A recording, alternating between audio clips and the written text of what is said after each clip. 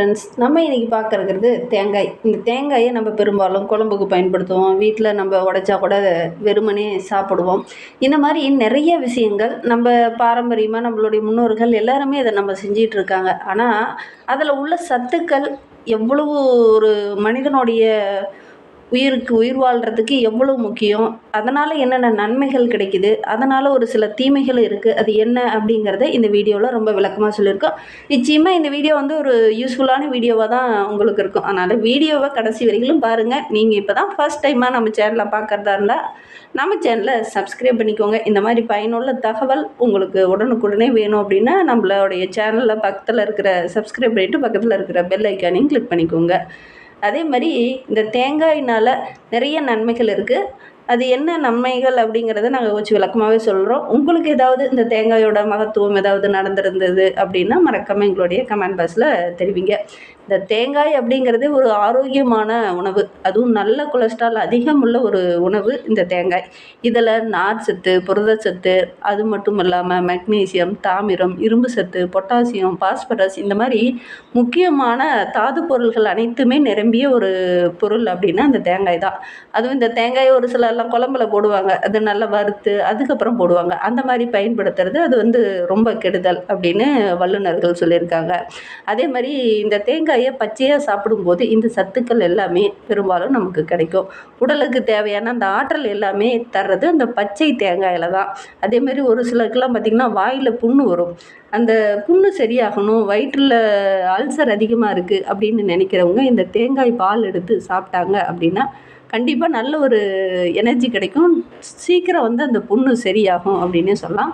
அதே மாதிரி நான் ரொம்ப வலுவில்லாத ரொம்ப சோர்ந்து போய் உட்காந்துருக்கேன் அப்படின்னு நினைக்கிறவங்க இந்த தேங்காய் பால் எடுத்து அதில் கொஞ்சம் வெல்லம் போட்டு சாப்பிட்டு பாருங்கள். அப்படியே எதிர்ப்பு சக்தி, நோய் எதிர்ப்பு சக்தி அதிகமாகும், இம்யூனிட்டி பவரும் ரொம்ப அதிகமாகும். அதே மாதிரி எலும்புக்கு ரொம்ப ஆரோக்கியமாக நல்ல ஒரு வலுவுள்ள நபராக இந்த தேங்காய் சாப்பிட்றதன் மூலிமா ஒவ்வொரு நபர்களும் ஆக முடியும். முடிந்தால் உங்களுடைய குழந்தைகளுக்கு கூட காலையில் எழுந்திரிச்ச உடனே இந்த பால், டீ இந்த மாதிரி கொடுக்கறத அவாய்ட் பண்ணிவிட்டு தேங்காய் பால் எடுத்து கொடுங்க. குழந்தைகளுடைய ஆரோக்கியத்துக்கு ரொம்ப நல்லது. அதே மாதிரி இந்த தேங்காயில் இன்னும் நிறைய விஷயங்கள் இருக்குது, அதை பற்றியும் நம்ம விளக்கமாக பார்க்கலாம். ஒரு கப்பு துருவின தேங்காயில் சுமார் வந்து 283 கலோரின் இருக்குது. 27 கிராம் கொழுப்பு, அதாவது நல்ல கொழுப்பு இருக்குது. 3 கிராம் புரதம் இருக்குது. 7 கிராம் நார்ச்சத்து இருக்குது. 5 கிராம் வந்து சர்க்கரை, அதுவும் நாட்டு சர்க்கரை பயன்படுத்தணும் அப்படின்னா கண்டிப்பாக நல்ல ஒரு ஹெல்த்தியான ஃபுட்டு. காலையில் குழந்தைங்களுக்கு சாப்பிட்றதுக்கு ரொம்ப ஹெல்த்தி. ரொம்ப நோய்வாய்ப்பட்டு படுக்கையில் படுத்துட்டு இருக்கவங்க கூட இந்த தேங்காய் பாலை ஒரு வாரம் கொடுத்து பாருங்கள். தேங்காய் பால் அதோட கூட நாட்டு சர்க்கரையை சேர்த்து கொடுக்கும்போது அவங்களுடைய போன்ஸ் ரொம்ப ஹெல்த்தியாகி அவங்களே எந்திரிச்சு உட்கார்ற அளவுக்கு அந்த தெம்பு இருக்கும். அந்த காலத்துலலாம் பார்த்திங்கன்னா முன்னோர்களுக்கு இந்த படுக்கையில் படுத்துட்டு இருக்கவங்களுக்கு பார்த்திங்கன்னா அந்த தேங்காய் பால் கொடுப்பாங்க. ஏன்னா அவங்க ரொம்ப சோர்வாக இருப்பாங்க. அவங்களுக்கு இந்த தேங்காய் பால் கொடுக்கறதன் மூலிமா எந்திரிச்சு உட்காருவாங்க அப்படிங்கிற நம்பிக்கை. ஆனால் இப்போ இருக்கிற ஜென்ரேஷன் நாள்பட என்ன அது மாறிடுச்சு அப்படின்னா கடைசி நேரத்தில் அந்த பால் கொடுக்குறோம் அப்படிங்கிற மாதிரி சொல்கிறாங்க. ஆனால் அந்த காலத்தில் பொறுத்த வரைக்கும் பழங்காலத்தில் தேங்காய் பால் தான் அந்த கடைசி நேரத்தில் கொடுப்பாங்க. அந்த வலு இல்லாமல் சோர்வாக இருக்கிறவங்களுக்கு இந்த தேங்காய் பால் கொடுக்கறதன் மூலிமா அவங்க தெம்பாகி எந்திரிச்சு உட்காருவாங்க அப்படிங்கிறதுக்காக தான் அதை கொடுத்தாங்க. ஆனால் நாள்பட அது அப்படியே மாறிடுச்சு அப்படின்னு சொல்கிறாங்க. அதே மாதிரி இந்த வல்லுநர்கள் சொல்கிறது என்னென்னா இதில் நிறைய தாது பொருள்கள் இருக்குது, குறிப்பாக மெக்னீசியம் அதிகமாக இருக்குது அப்படின்னு சொல்லியிருக்காங்க தேங்காயில். அதுவும் பச்சை தேங்காயில் தாமிரம், இரும்புச்சத்து, பொட்டாசியம், பாஸ்பரஸ், துத்தநாகம் இது எல்லாம் நிறைந்த ஒரு பொருள் தான் இந்த தேங்காய். அதிக அளவு வைட்டமின் சி உள்ள ஒரு பொருள் அப்படின்னு பார்த்தீங்கன்னா இந்த தேங்காயை சொல்லலாம். பி காம்ப்ளெக்ஸ் அதிகம் நிறைந்த ஒரு பொருளும் இந்த தேங்காய் தான். அதே மாதிரி தான் நிறைய டாக்டர்ஸ் வந்து வயிறு புண்ணா நீ நிறைய தேங்காய் பால் எடுத்துக்கப்பா, காலையில் வெறும் வயிற்றில் எடுத்துக்கோங்க அப்படிங்கிற மாதிரி அட்வைஸ் பண்ணுவாங்க. நீங்கள் கூட நிறைய டாக்டர்ஸில் லோக்கலில் கூட நிறைய டாக்டர்ஸ் பார்த்துருப்பீங்க. உடனடியாக நீங்கள் போய் ஒரு அல்சர் அப்படின்னு போனீங்கன்னா அவங்க முதல்ல அட்வைஸ் பண்ணுற ஒரே விஷயம் என்னவாக இருக்குன்னா தேங்காய் பாலாக தான் இருக்கும்.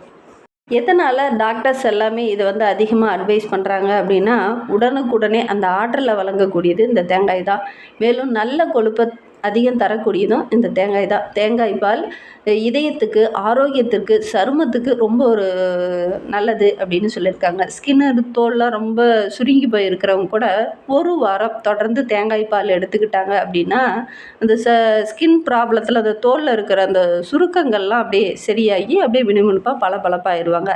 பெரும்பாலும் பார்த்திங்கன்னா, அந்த காலத்திலலாம் எந்த ஒரு அழகு சாதன பொருள்களுமே அதிகம் பயன்படுத்தலை. அதிகமாக பயன்படுத்தின ஒரே விஷயம்னு பார்த்திங்கன்னா, தேங்காய் எண்ணெயும் தேங்காய் பாலும் தான். இந்த தேங்காய் எண்ணெயை பயன்படுத்தும் போது பனிக்காலத்திலலாம் பார்த்திங்கன்னா, டாக்டர்ஸ்லாம் கூட கை கால் எல்லாம் வெடிப்பு வந்துருச்சு அப்படின்னா உடனடியாக இந்த தேங்காய் எண்ணெய் அப்ளை பண்ணுங்கள், அது சரியாயிரும் அப்படிங்கிற மாதிரி சொல்லுவாங்க. அந்த மாதிரி தான் நிறைய விஷயங்கள் பாரம்பரியமாக நம்மளுடைய முன்னோர்கள் கடைபிடித்திருந்தாங்க. ஆனால் நாள்பட நம்ம என்ன பண்ணிட்டோம், இயற்கையாக நிறைய விஷயங்களை செயற்கையாக வாங்கி நம்ம பயன்படுத்த ஆரம்பிச்சிட்டோம். அதனால் நம்மளுடைய சருமம் பார்த்திங்கன்னா, சின்ன வயசுலேயே நிறைய குழந்தைங்களுக்கு பார்த்திங்கன்னா தோல் சுருக்கம், சருமம் கொஞ்சம் வயசான தோற்றம் உடையிற மாதிரி ஒரு மாதிரி தென்படுது. இதற்கெல்லாம் காரணம் நம்ம அதிகமாக தேங்காய் எண்ணெய் பயன்படுத்தாமல் இருக்கிறது தான். அதே மாதிரி ஹேரை கூட பார்த்திங்கன்னா, சின்ன குழந்தைகளுக்கே முடி நரைக்கிற மாதிரி ஒரு சூழ்நிலையில் இந்த காலகட்டத்தில் ஏற்படுது. இதற்கெல்லாம் காரணம் என்னென்னா, அதிகமாக நம்ம தேங்காய் யூஸ் பண்ணாதது தான். அதே மாதிரி தேங்காய் நம்ம வறுத்தோ அல்லது குழம்புல போட்டு கொதிக்க வச்சோ இந்த மாதிரியெல்லாம் சாப்பிடக்கூடாது.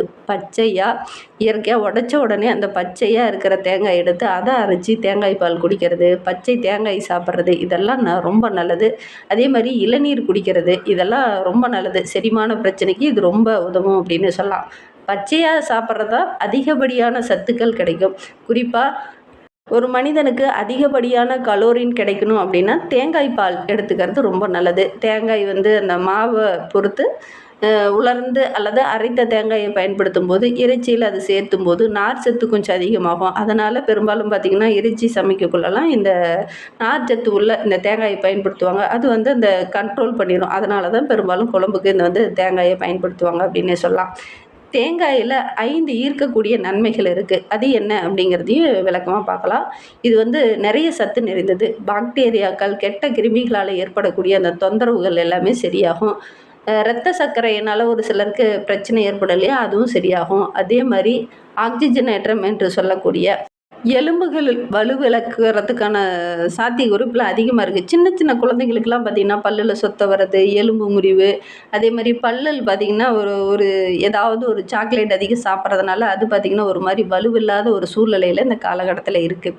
இந்த எலும்புகள் வலுவடையணும், கால்சியம் சத்து நிறைந்து இருக்கணும் அப்படின்னா தேங்காய் பால் யூஸ் பண்ணுறது ரொம்ப நல்லது.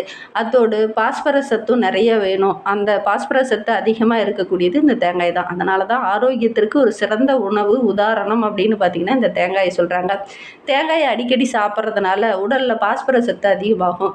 எலும்புரிக்கு நோய் வராமல் தடுக்க முடியும். அதே மாதிரி தேங்காய் சாப்பிட்றதுனால உடலுக்கு அதிகமான எனர்ஜி கிடைக்கும். அதோடு நோய் எதிர்ப்பு ஆற்றலை அதிகரிக்கவும் இந்த தேங்காய் ரொம்ப பயன்படுது. உடலில் நோய் எதிர்ப்பு சக்தி அதிகமாக வேணும், பன்மடங்காக வேணும், சுறுசுறுப்பாக இயங்கணும் அப்படின்னா தேங்காய் பால் எடுத்துக்கிறது ரொம்ப நல்லது.